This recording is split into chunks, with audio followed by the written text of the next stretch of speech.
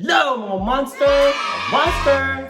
For today's vlog, I'm gonna teach you how to make YouTube intro the easiest way. So, huwag natin pabayan to. Let's do this! So, once yung na-download nyo na yung intro maker, so click nyo lang.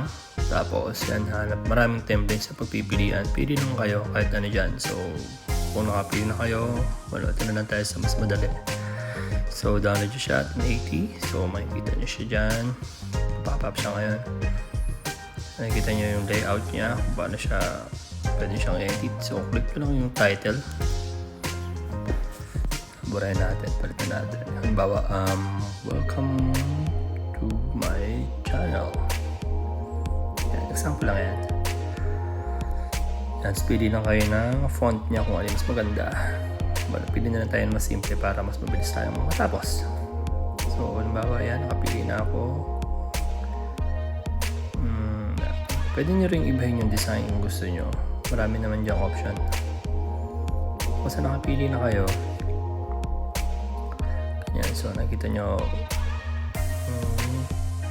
dito sa pwesto na to, pwede kayo magdagdag ng ibang ng bawa stickers, kanyan, or picture. Try natin yung picture muna. Yan, ito. Lagay natin kung ano siya may-ari ng channel. Yan, si Zombie Guy. Tapos, pwede nyo siyang i-move yung length niya. Magdagdag muna tayo ng sticker mamaya. So, tingnan ko muna itong length niya kasi para di siya ganun kahaba.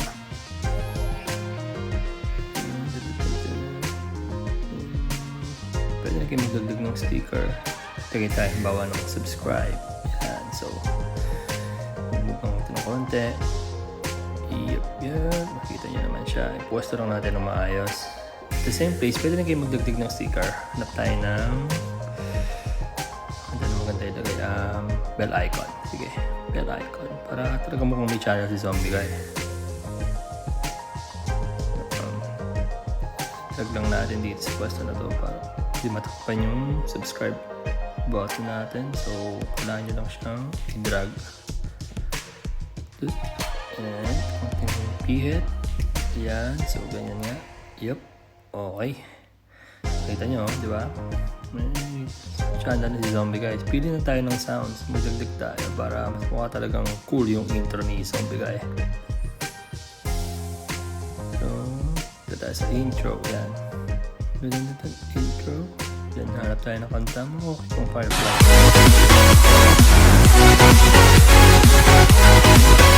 Sige, dagdag natin yan. Okay, pwede nyo rin control yung fade in and fade out, yung pasok at labas ng song para mas makang-fit siya pag iniligay nyo sa mga video nyo. So,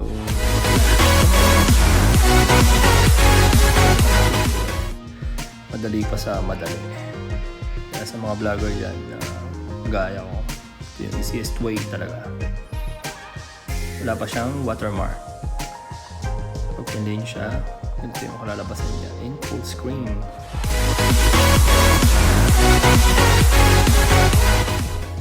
Guys, ganun lang kasimple yun. Pag nagawa nyo siya, pwede siyang save at gamitin para sa inyong vlog. So yun mga monster, no? So alam nyo na, madali lang, di ba? So, you know the drill. Just click the subscribe button and the bell icon para marami sa mga video. Thank you so much. Ciao! Bye!